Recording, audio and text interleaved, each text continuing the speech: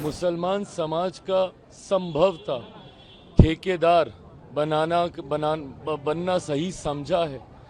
क्या वो लोग उनके हितों का संरक्षण कर पा रहे हैं? जो लोग राजद के इफ्तार में जा रहे हैं, बताएं कि इन लोगों ने क्या किया है मुसलमानों के लिए। लंबे समय से सत्ता का हिस्सा ये लोग रहे, क्या मुसलमानों की स्थिति में सुधार आ गया? जिन लोगों को आप अपना हितैषी समझते हैं, मौका आने पर वो क्या करते हैं आपके लिए और आपके समाज के लिए। सारे मुस्लिम संगठनों ने आपका और सीएम नीतीश के दावते इफ्तार का बाइकआउट किया है। देखिए, मैं मदनी साहब का बहुत सम्मान करता हूँ, आदर करता हूँ। उनसे पुराने संबंध हम लोगों के रहे हैं। ऐसे में मैं जानता हूँ कि उनकी अपनी चिंताएं हैं, जिसको लेकर उन्होंने इस तरीके का फैसला लिया है। बहरहाल मैं बस उनसे इतना कहूँगा कि जिनको उन्होंने मुसलमान समाज का संभवतः ठेकेदार बनना सही समझा है, क्या वो लोग उनके हितों का संरक्षण कर पा रहे हैं? आप भले हमारे इफ्तार में मुस्लिम संगठनों को आप कहें कि भाई ना जाएं, मुख्यमंत्री जी के इफ्तार में आप कहें कि वो ना जाएं, चंद्रबाबू नायडू जी के इफ्तार में उनको कहें कि वो ना जाएं, पर जो लोग राजद के इफ्तार में जा रहे हैं, बताएं कि इन लोगों ने क्या किया है मुसलमानों के लिए। इन लोगों से भी तो सवाल जवाब किए जाने चाहिए ना, जो अपने आप को सो कॉल्ड मुसलमानों का ठेकेदार समझते हैं, उनके हितों के संरक्षण करने वाला समझते हैं। पूछा तो इनसे भी जाना चाहिए कि लंबे समय से सत्ता का हिस्सा ये लोग रहे, क्या मुसलमानों की स्थिति में सुधार आ गया?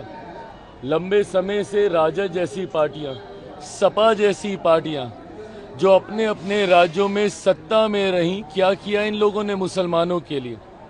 अगर मैं अपनी बात करूं, मेरे नेता, मेरे पिता आदरणीय रामविलास पासवान जी ने तो अपनी पार्टी तक को समाप्त कर दिया था, मुसलमान को मुख्यमंत्री बनाने की सोच को सामने रखने को लेकर। क्या किया था उस वक्त राजद जैसी पार्टियों ने? बहरहाल मैं मदनी साहब का आदर करता हूं और उन्होंने ये कहा है मेरे सराखों पर उनको भी कम से कम इन बातों को देखना चाहिए कि जिन लोगों को आप अपना हितैषी समझते हैं, मौका आने पर वो क्या करते हैं आपके लिए और आपके समाज के लिए। मुसलमान समाज का संभवतः ठेकेदार बनना सही समझा है। क्या वो लोग उनके हितों का संरक्षण कर पा रहे हैं? जो लोग राजद के इफ्तार में जा रहे हैं, बताएं कि इन लोगों ने क्या किया है मुसलमानों के लिए। लंबे समय से सत्ता का हिस्सा ये लोग रहे, क्या मुसलमानों की स्थिति में सुधार आ गया? जिन लोगों को आप अपना हितैषी समझते हैं, मौका आने पर वो क्या करते हैं आपके लिए और आपके समाज के लिए। सारे मुस्लिम संगठनों ने आपका और सीएम नीतीश के दावते इफ्तार का बाइकआउट किया है। देखिए, मैं मदनी साहब का बहुत सम्मान करता हूँ, आदर करता हूँ। उनसे पुराने संबंध हम लोगों के रहे हैं। ऐसे में मैं जानता हूँ कि उनकी अपनी चिंताएं हैं, जिसको लेकर उन्होंने इस तरीके का फैसला लिया है। बहरहाल मैं बस उनसे इतना कहूँगा कि जिनको उन्होंने मुसलमान समाज का संभवतः ठेकेदार बनना सही समझा है, क्या वो लोग उनके हितों का संरक्षण कर पा रहे हैं? आप भले हमारे इफ्तार में मुस्लिम संगठनों को आप कहें कि भाई ना जाएं, मुख्यमंत्री जी के इफ्तार में आप कहें कि वो ना जाएं, चंद्रबाबू नायडू जी के इफ्तार में उनको कहें कि वो ना जाएं, पर जो लोग राजद के इफ्तार में जा रहे हैं, बताएं कि इन लोगों ने क्या किया है मुसलमानों के लिए।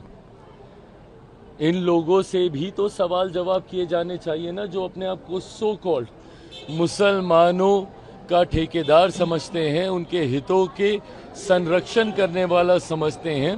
पूछा तो इनसे भी जाना चाहिए कि लंबे समय से सत्ता का हिस्सा ये लोग रहे, क्या मुसलमानों की स्थिति में सुधार आ गया?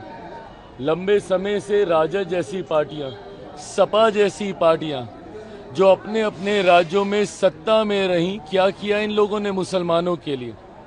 अगर मैं अपनी बात करूं, मेरे नेता मेरे पिता आदरणीय रामविलास पासवान जी ने तो अपनी पार्टी तक को समाप्त कर दिया था, मुसलमान को मुख्यमंत्री बनाने की सोच को सामने रखने को लेकर। क्या किया था उस वक्त राजद जैसी पार्टियों ने? बहरहाल मैं मदनी साहब का आदर करता हूं और उन्होंने ये कहा है मेरे सराखों पर उनको भी कम से कम इन बातों को देखना चाहिए कि जिन लोगों को आप अपना हितैषी समझते हैं, मौका आने पर वो क्या करते हैं आपके लिए और आपके समाज के लिए। अगर आप ये वीडियो YouTube पर देख रहे हैं तो हमारे चैनल को सब्सक्राइब कर बेल आइकन दबाएं और Facebook पर देख रहे हैं तो हमारे पेज को लाइक करें। 8 मिलियन प्लस सब्सक्राइबर, आपके इस भरोसे के लिए बहुत धन्यवाद।